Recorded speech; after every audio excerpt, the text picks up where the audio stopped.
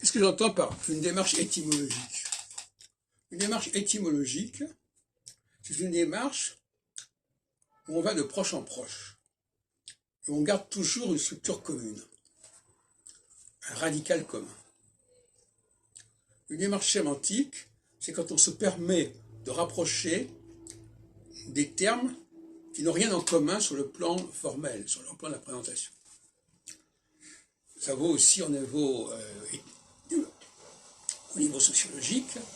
Une démarche étymologique consiste à rapprocher les gens qui se ressemblent, et une démarche sémantique consiste à affirmer que tout le monde se ressemble, et que par conséquent le problème ne se pose pas, ou que un homme et une femme c'est pareil finalement, un noir et un blanc c'est pareil. Ça c'est la démarche sémantique, c'est-à-dire qu'on plaque par-dessus la réalité un schéma unitaire, alors que la démarche étymologique, elle est forcément dualiste. Alors, l'étymologie appliquée à l'ethnologie, ça signifie rapprocher des gens, non plus des mots qui se ressemblent, mais des gens qui se ressemblent, qui ont le même profil, qui ont le même âge, qui ont la même race, qui ont la même couleur, tout ce qu'on voudra. Une démarche sémantique, c'est le déni de ces différences, c'est le déni de cette approche étymologique, au nom d'une démarche sémantique, c'est-à-dire on va englober un ensemble de facteurs extrêmement hétérogènes sous une même dénomination, sous une même étiquette. Vous voyez donc le passage extrêmement fécond entre la linguistique et la politique, puisque de toute façon la linguistique, c'est une anthropologie, elle nous parle, elle remonte à très haut dans le temps, et elle nous parle du masculin et du féminin, du passé et du futur, etc., etc.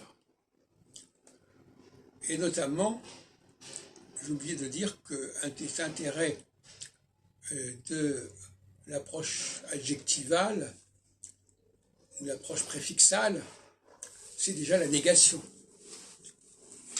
Le fait de dire c'est bien ou ce n'est pas bien, c'est déjà une dualité. Et c'est une dualité qui est économique, parce qu'au lieu d'avoir deux mots différents, j'ai un seul mot. Bien, pas bien. De la même façon, il suffit d'ajouter un petit préfixe devant un mot pour en changer complètement le sens. Et c'est intéressant parce qu'il y a la litote, ce qu'on appelle la litote. Quand je dis ce n'est pas bien, c'est une forme de litote. On appelle aussi en anglais le understatement. C'est-à-dire c'est pas mal. Mais là encore, on fait une économie de vocabulaire considérable.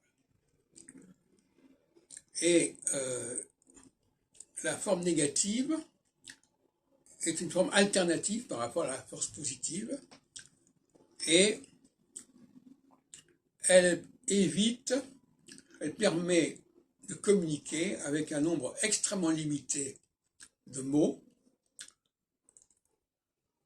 et un nombre très petit finalement de préfixes, d'adjectifs, de déclinaisons, de conjugaisons.